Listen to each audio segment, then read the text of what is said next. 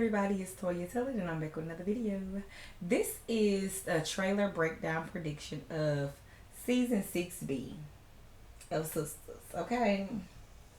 Now, I'm just gonna hop right into this trailer because it looked like a whole lot is gonna happen.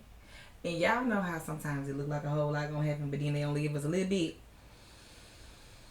Y'all, I don't know. This time I think a whole lot gonna happen. Y'all. Because they say that the last season ended with a bang. But honestly, to me, it really did not. But I do believe that the opening for the next part of the season is going to open with a bang. Okay? That's just my personal opinion. So we're going to hop right up into this trailer. And then we're going to hop in the comments and talk about it. Okay, so we open up season 6B of Sistas with everybody sitting around in Karen's house. And I'm like, okay, y'all, I've already said that I suspect that the whole shooting was just a daydream. You know, I really do. I suspect that it was a daydream. I do believe that Karen really went up into the law firm now. I do believe that her actions were real. But I feel like she daydreamed about pulling out the gun and shooting Fatima. Or she probably really did pull it out. But she probably just didn't shoot. Because it's kind of, y'all know, like, if anybody ever watched Friday, okay? Shout out to Ice Cube. Y'all know Ice Cube played the character of Craig, right? Now, on the ending part of the first Friday, when he had to fight with Debo, rest in peace to Debo, y'all. I still can't believe COVID came to come out.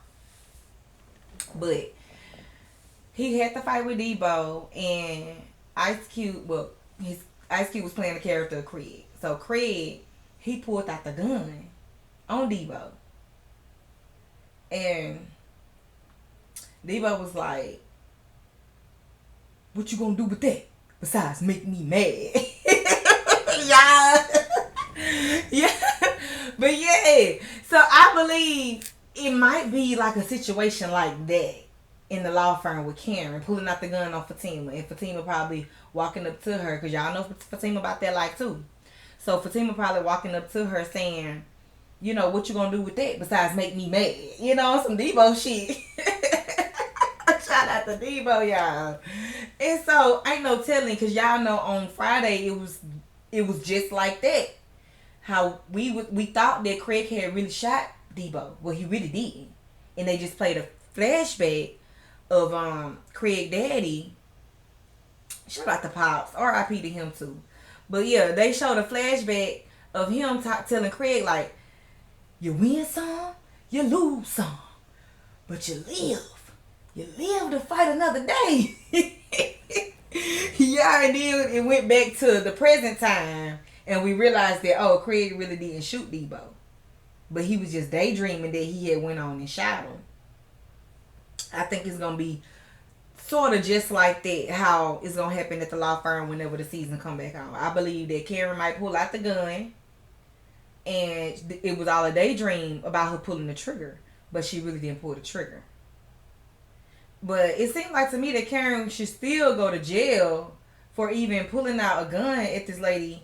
On this lady, and while she at work, you know, you coming into the law firm in front of all these lawyers, and you pulling out a gun on her. Matters to them if you shot her or not. I feel like you still should get charged for that. And I'm just saying, it don't look like Karen got charged at all, because she back at the house sitting around with the other girls, and I'm guessing that they talking about the situation that happened at the law firm. You know, on top of the situation that happened the night before, whenever Fatima popped up at her house. So I'm sure they're talking about all that right now. Because remember, before Preston got hired in Cooter Brown, y'all, Danny and Sabrina was supposed to meet up at Karen's house. But they had changed the plans because Maurice was on the way to turn himself in, and Preston was over there high as hell. So, you know, they couldn't worry about Karen right now. They had a lot going on in their own little life. So, with that being said, y'all, clearly I do believe that Fatima did not get shot. I don't believe that she's dead. I don't believe she's shot at all. I don't believe she's hurt. I believe that it was all a daydream because we clearly see Karen sitting back at her apartment on the opening scene. Moving right along. Now we see Sabrina. She's driving in the car, probably going down 285, y'all. Hold on one second. Sorry about that. So Sabrina, we see her, she jotting down 285, y'all. While she on the phone with what seems like to be Andy, because remember she was calling Andy whenever they was locking Maurice up on the last episode. She was like, "Ooh, let me call Andy." So who knows? She might be talking to Andy. She might be talking to Danny. But she's saying you wouldn't believe what just happened, and clearly she's talking about the fact that Maurice is back booked down at the Fulton County after Brumman done paid all that money for him to be free. And we're going to get to that part in a minute. So, y'all, Gary, he walked into Andy's office. Just barged on in like he owned the law firm. Which is why I'm wondering what happened to that storyline. Did Gary and Hayden really buy out the law firm from Robin? Because we have not seen Robin. We only been hearing about him and hearing about his penis, too. But we have not seen him at the law firm. You know what I'm saying? We have not. So he's giving Hayden and Gary must have bought their law firm out from Robin. They little plan, their little scheme that they came up with, yeah, it must work. That's what it's giving. And maybe Tyler Perry must have forgot that we was waiting on the outcome of that storyline. I don't know, but they never gave it to us. But that's what it's looking like. It's looking like Gary and Hayden is, the big dogs around them, clearly. Because Gary just barging into Andy's office at any given time of the day. And why is he always there anyway, every day? So that's giving, maybe they little scheme did work. I don't know. Maybe, maybe they haven't finished the buyout yet. Maybe they still working on that part. I don't know, but they haven't given us any type of commentary about it, period. So, back to the subject. Gary go into Andy's office, asking her, is she on a dating site? And I'm thinking in my head, where you get your information from, Gary? Did you get your information from the dating site? Are you on the dating site as well? Huh? Because I'm trying to figure out how you found out she was there. Because the only person she told so far was Fatima. And I know you and Fatima ain't pillow talking.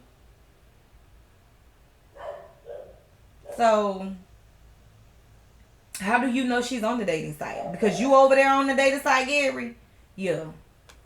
Okay, y'all. It looked like Zach was going to visit little Michael or either going to pick him up, say, hey, spend some time with him. He was dipping in for a minute. Whenever he rolled up on some disturbing activities over there going on with Jimmy, Heather's boyfriend. I think that's his name. Correct me if I'm wrong. But, y'all, we see Zach whooping on Jimmy ass, y'all. And he well deserved it. Way overdue. I'm glad Zach done finally came for little Michael's rescue. I'm glad. And ain't no telling what was going on in that house that made Zach just that mad to beat that man's ass.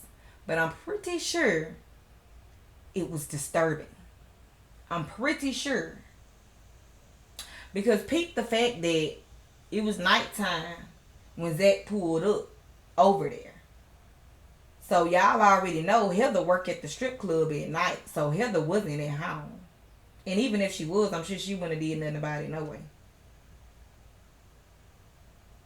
But by it being nighttime, lets the audience know that Jimmy and little Michael, they were home alone. Yeah. Heather was not there. Heather was at work because Heather worked at night at the club and she sleep during the day. Okay? So, whatever was going on in that household, I'm glad Zach came and put a stop to it. I'm glad he did. And if anybody tried to call the police about kidnap, if anything, Heather and Jimmy were the kidnappers. Okay, Zach was the one that rescued. So, honestly, all that stuff Fatima was talking about, you can't just take him, they're going to call and press charges on you for kidnap. No, not in this type of situation right here. Because I'm pretty sure Zach had a very well probable cause to beat the shit out of Jimmy and take Michael with him. And I'm just glad that Michael is away from that dungeon of hell over there at Heather's. Y'all, here come bro man. Popping up from the 5th floor again. Y'all. Shout out to bro man. So, he come to Sabrina's house telling her that he want a return of all of the investment that he put into bonding Maurice out of jail. Clearly. And I don't blame bro man. I don't blame him. Because Maurice wasn't even supposed to do all that. Like, he had more people at risk than just himself. But he was only thinking about himself. So I don't blame bro man for coming up to Sabrina with this news. Now, Sabrina looking shocked, y'all. She looking shocked. But what she really need to realize is, hey, you can't blame nobody but Maurice. So Maurice needs to be coming up with that money. And I'm guessing that Sabrina got to come up with half. Because she was the one that asked bro man to pull out the loan for Maurice. Then he went and fucked up the loan. And he back in jail. So it's like money gone down the drain. Gone to the system for no reason. If I was bro man, I feel the same way. I need that back. Period. Now we see Andy on a date with a guy that she met on a dating app. And I'm thinking in my head, I'm hoping that it's not one of them guys that used to mess with Fatima. Because remember when she first showed Fatima that she was on a dating app? Fatima was like, she was strolling through and she was like, oh, I used to date him. Oh, and him? Do you know he tried to date me and my friend at the same time? Like, but you sat there and laid in Zach's bed and made it seem like you only had 7 guys in your whole entire life. But you can call out about 4 or 5 of them strolling down the dating app right quick. Girl, stop. Girl, stop it. Because I had already knew you was full of shit when you told Zach that anyway. Because look, we already including Zach. We got Zachary. That's one. Then we got, what's her face? Ian. That's 2. We ain't forgot about Hayden. Yeah, I'm going to use the pinky for Hayden. We ain't forgot about Hayden Fatima. And then, not to mention, the 3 guys you said you had on the dating app. Come on now. Atlanta's small, but it ain't that damn small. So I'm trying to figure out, you mean to tell me the only real situation that you really ever had was Ian and Zach? Out of all the 7 guys that you counting? Girl, stop it. I do not believe you. But we're going to get back on the subject though. Y'all, Andy over there looking real cute. And she looking real happy, real peaceful on her date with this new guy. And seemed like they had a good time because the guy told Andy he don't want this night to end, y'all. I just hope that she don't let Gary bring his blockhead ass back through and run this guy away. Because clearly Gary ain't what you want. So you might as well continue to move on, Andy. And it actually looked good on you. It looks very beautiful on you for you to be moving on. So I am excited about that part of next season. Because I am really sick of the storyline with Andy and Gary, period. If we gonna have to keep that storyline, at least bring Jasmine back. Because it was more interesting then. Moving right along. Now this the part that make me think that Karen really did walk into that law firm for real. She just didn't really shoot for Tina. But she wasn't daydreaming about really going in that law firm. Because sounds like Danny on the phone with Andy. And Danny telling Andy that this girl done lost her damn mind. You know, and clearly she's not talking about Sabrina. So I'm sure she's talking about Karen. I'm sure Andy called Karen to let Karen know. Andy called Danny to let Danny know what happened with Karen at the law firm. And she was like, this girl done lost her damn mind. She done really went up there looking for Fatima with a gun. You know, that's probably what the conversation gonna be. But Karen didn't shoot that girl. Yeah, and now we see Aaron. He done paid Karen another pop-up visit, I'm sure. And Karen must have told him straight up that Zach is the father.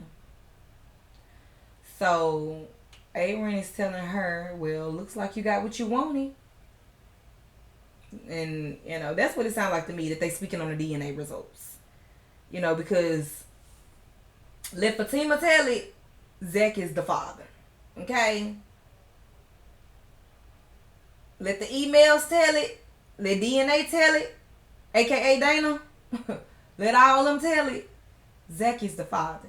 Now, I'm not here to argue with nobody about who Karen pregnant for, baby, because I ain't even worried about my own baby daddies, let alone worry about hers, okay? So I'm not even about to entertain that in the comments, because I'm really honestly tired of this storyline anyway, about who the baby daddy, girl, I ain't thinking about no baby daddies. Moving right along. And we're going to find out how this season gonna roll through whenever you come back on.